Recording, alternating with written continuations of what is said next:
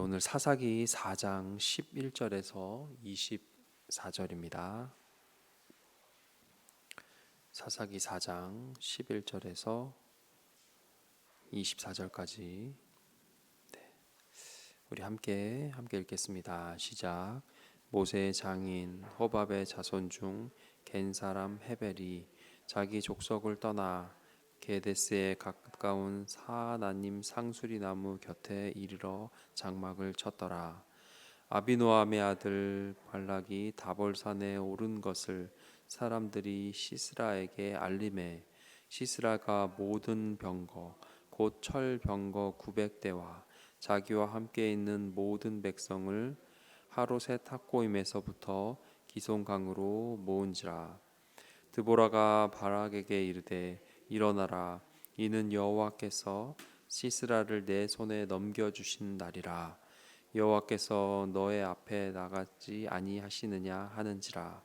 이에 바락이 10,000명을 거느리고 다볼산에서 내려가니 여호와께서 바락 앞에서 시스라와 그의 모든 병거와 그의 온 군대를 칼날로 혼란에 빠지게 하시매 시스라가 병거에서 내려 걸어서 도망한지라. 바락이 그의 병거들과 군대를 추격하여 하롯셋 학고임에 이르니 시스라의 온 군대가 다 칼에 엎드려졌고 한 사람도 남은 자가 없었더라. 시스라가 걸어서 도망하여 겐 사람 헤벨의 아내 야엘의 장막에 이르렀으니 이는 하솔 왕 야빈과 겐 사람 헤벨의 집 사이에는 화평이 있음이라. 야엘이 나가 시스라를 영접하며 그에게 말하되 나의 주여 들어오소서, 내게로 들어오시고 두려워하지 마소서 하매 그가 그 장막에 들어가니 야엘이 이불로 그를 덮으니라. 시스라가 그에게 말하되 청하노니 내게 물을 조금 마시게 하라. 내가 목마르다 하매 우유 부대를 열어 그에게 마시게 하고 그를 덮으니 그가 또 이르되 장막문에 섰다가 사람이 와서 내게 묻기를 여기 어떤 사람이 있느냐 하거든 너는 없다 하라 하고 그가 깊이 잠드니 헤벨의 아내 야엘이 장막 말뚝을 가지고 손에 방망이를 들고 그에게로 가만히 가서 말뚝을 그의 관자놀이에 박음해 말뚝이 꿰뚫고 땅에 박히니 그가 기절하여 죽으니라. 바락이 시스라를 추격할 때에 야엘이 나가서 그를 맞아 그에게 이르되 오라, 내가 찾는 그 사람을 내가 내게 보이리라 하매 바락이 그에게 들어가 보니 시스락에 엎드러져 죽었고 말뚝이 그의 관자놀이에 박혔더라. 이와 같이 이 날에 하나님이 가나안 왕 야빈을 이스라엘 자손 앞에 굴복하게 하신지라. 이스라엘 자손의 손이 가나안 왕 야빈을 점점 더 눌러서 마침내 가나안 왕 야빈을 진멸하였더라. 아멘. 네, 오늘도 하나님과 동행하는 우리 성도님들 되시길 바랍니다. 우리가 사사기를 통해 은혜를 나누고 있는데요. 특별히 사사기 4장은 이스라엘을 괴롭혔던 가나안 왕 야빈을 진멸한 과정이 굉장히 상세하게 또 이런 것까지 얘기할 필요가 있나라는 생각이 들 정도로 많은 정보를 제공하고 있는 부분입니다. 오늘 본문을 통해 제가 만난 하나님은 어떤 분일까요? 오늘 본문을 보며 특별히 전반부 11절에서 16절까지 어떤 이 큰 전쟁의 모습들을 보며 제가 느낀 하나님은 우리를 말도 안 되는 싸움을 싸우게 하시는 분인 것 같습니다. 전쟁의 대상 시스라의 병력이 구체적으로 기록되어 있습니다. 우리가 성경을 읽을 때 전제되어야 할 것은 성경은 쓰잘데기 없는 것을 가르쳐 주진 않습니다.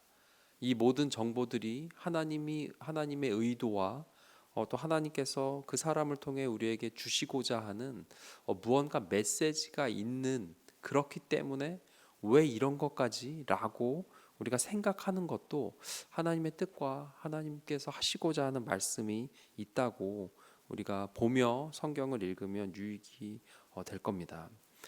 전쟁의 대상 시스라의 병력이요 구체적으로 기록되어 있습니다. 13절에 보면 모든 병거 그리고 철제 전차 900대 했습니다. 철제 무기도 위협적인데요. 그걸로 전차를 만들었던 사람들이라는 거죠.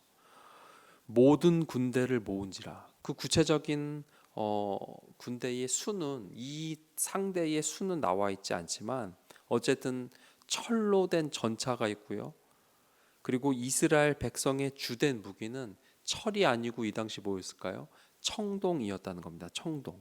그래가지고 이들이 이 철로 된 무기를 가진 상대에 대해서 굉장히 스트레스였던 것 같아요. 저 앞에 여호수아 17장에 가면 17장 18절입니다. 가나안 족속이 비록 철병거를 가졌고 강할지라도 내가 능히 그를 쫓아내리라 했습니다. 그때도 청동기였고요. 그때도 상대는 뭐였죠? 철로 된 무기를 가진 자들이었습니다. 게임이 안 된다는 거죠. 무기로는. 거기에다가 싸워야 할 군대의 크기를 짐작할 수 있는 것. 하로셋 학고임 이건요 갈멜산 시작되는 부분으로 생각하시면 됩니다. 부터 기손강까지 그럼 뭐죠? 산의 시작부터 강의 끝까지예요. 그러면 그냥 보고도 이건 안 되겠다 싶은 병력이라고 우리가 추측할 수 있습니다. 그리고 싸워야 될 장소가 어디죠? 평야지대라는 거죠. 여러분 무기가 딸리고요 힘이 없을수록 뭘 이용할까요? 전쟁에서 지형 지물을 이용합니다. 산에 숨어 있거나 잘 아는 지역으로 그들을 몰아오거나. 근데 평야지대예요. 그냥 운동장에서 너 죽고 나 죽고 하는 상황인 거죠. 그러면 누가 유리할까요? 많은 사람이 유리하고요 좋은 군대를 가진 사람이 유리합니다. 반면 이스라엘의 군대는 훈련 받아본 적도 없고 싸워본 적도 없고 거기다 무기는 청동기 아마 녹슬었던. 그래서 이 객관적인 모든 요소 그냥 저들과 나를 보면 어떨까요? 이건요 도망가는 게 지혜인 것 같아요. 말도 안 되는 거고요. 왜 이거를 하라는 거죠? 근데 그때 드보라 여자 사사가 나와서 14절에 이렇게 얘기하죠. 드보라가 바락에게 이르되 일어나라 이는 여호와께서 시스라를 내 손에 넘겨주신 날이라 합니다. 여호와께서 너의 앞서 나가지 아니하시느냐 하는지라. 그리고 이어져서 바락이 10,000명을 거느리고 산에서 내려갑니다. 하나님의 일이 하나님이 승리하게 하는 하나님의 싸움들이 반복적으로 되어지는 패턴이 있습니다. 일단 시작은 이겁니다. 우리가 지금 읽은 것처럼 객관적으로 말도 안 돼요. 싸워보나 마나예요. 근데 그럼에도 불구하고 누군가가 믿음 있는 누군가가 믿음의 고백을 해요. 하나님 우리 편이야. 괜찮아. 싸우자. 나가자. 그리고 싸우라는 명령을 합니다. 그러면은 그 말씀을 믿고 누군가가 싸움에 뛰어듭니다. 결론이 어떻죠? 이기고 끝납니다. 앞에 출애굽할 때 사건들이 그랬고요. 여호수아에서 모든 전쟁들이 그랬습니다. 이 패턴이 동일해요.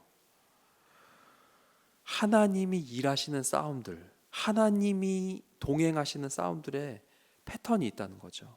성경이 반복적으로 우리에게 이 패턴으로 말씀하시고자 하는 메시지가 뭘까요? 간단합니다. 역대기에도 나와 있죠. 전쟁이 니들 싸우는 거 있지 누구한테 속했다? 하나님께 속했다라는 겁니다. 하나님이 이기고 하나님으로 이긴다는 거죠. 청동기니 저쪽은 철이고 저쪽은 탱크야. 니네는 뭐 보잘것없니? 그 연약함이 우리가 싸우는 것의 승패와 전혀 관계없다는 거예요. 너의 보잘것없음과 저들의 화려함이 네 인생에 있어서 결정적인 그 한 방이 아니라는 겁니다.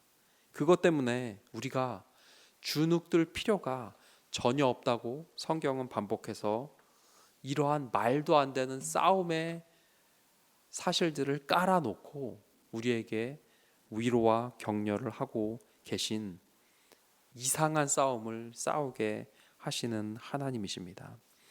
싸우기도 전에 망했다고 두려워할 필요가, 누군가를 원망할 필요가 전혀 없다라고 성경은 우리에게 말씀하고 있습니다. 삶을 살아간다는 것, 또 우리의 삶의 모습들을 볼 때에 매일매일이요, 철병거 전차를 가지고 있는 저들과 청동기를 가지고 있는 나와의 싸움인 것 같은 삶을 살아가는 것 같습니다. 결론은 이거죠. 내가 가지고 있는 청동기, 나를 보면 이게 말도 안 되는 거예요. 근데 하나님을 보면 이 믿음처럼 산에서 내려가서 싸워 볼만 하다라는 겁니다. 우리를 비웃고 있는 듯한 저 견고한 철병거를 가지고 있는 것 같은 세상과 누추하고 별 볼 일 없는 나의 모습과 가운데 우리가 너무 절망하고 낙심하지 않고 싸움의 승리, 이것을 이기고 지는 모든 것이 누구에게 있는가? 바로 하나님께 있다는 것을 우리가 날마다 하나님을 나의 무기와 하나님이 내 편임을 기억하는 삶을 살아가는 믿음이 우리에게 있었으면 좋겠습니다. 우리가 기억해야 할 것은 승리를 이끄는, 말도 안 되는 싸움까지 이기는 그 핵심 원리가 무엇이냐? 하나님의 편에 있으면 된다는 겁니다. 하나님과 동행하는 자가 이긴다는 거죠. 하나님의 말씀에 순종해서 산을 내려가서 싸우는 자가 이긴다는 겁니다. 나의 능력보다, 세상의 화려함보다 내가 오늘 하나님의 편에 있는가를 점검하는 삶을 살았으면 좋겠습니다. 하나님과 동행하고 있으십시오. 우리의 삶의 각자의 위치에서 싸워야 할 그 삶의 무대에서 하나님과 싸우십시오. 그렇게 할 때에 승리하는 인생을 살아가는 우리 모두 될 줄 주님의 이름으로 확신합니다. 우리 함께 기도하겠습니다. 기도하실 때 객관적인 병력이 아닌 하나님에게 붙들린 바 된 하나님의 사람들이 승리합니다. 우리 삶에 있는 보잘것 없음보다 우리가 하나님을 의지하고 그 하나님과 하나님께서 내게 주신 선한 싸움의 모든 영역들을 하나하나 감당해 나가는 믿음으로 다볼산에서 내려가는 우리 모두 되게 하여 주시옵소서. 함께 기도하겠습니다.